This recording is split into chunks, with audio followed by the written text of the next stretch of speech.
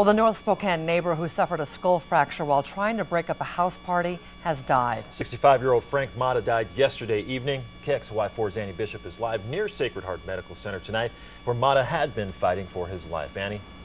And Motta was in the intensive care unit at Sacred Heart for 5 days fighting for his life. We now know those injuries were just too much. He died yesterday afternoon at 5:30. Now the suspect behind bars who may face more charges for his death. It's heart-wrenching. It's just very, very sad.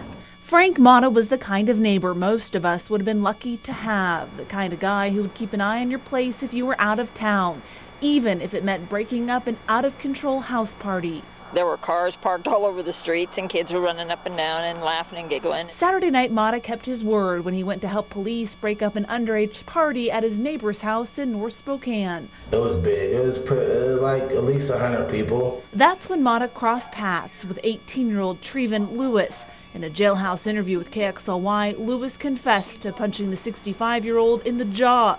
Motta suffered a skull fracture and died 5 days later. It was dumb for me to hit him, but at the same time, I was protecting my own. So whatever comes at me for this charge, then I guess I'm going to have to take it. Lewis is charged with felony first-degree assault. Detectives are now waiting for a medical examiner's report and interviewing up to 100 witnesses to decide if those charges will be upgraded. We just want to make sure that we don't miss anything, and I know people want this expedited, but we can't do that. We have to make sure that we cover our bases. Motta was an Air Force veteran and a retired high school principal from Oroville.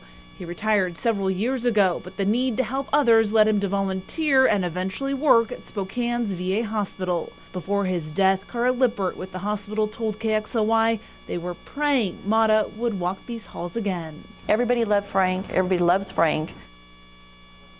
A public memorial has now been set for Frank Motta. That is set for Sunday, March 25th at 2 p.m. at the Methodist Church in Meade. Reporting live, Annie Bishop, KXLY4 HD News.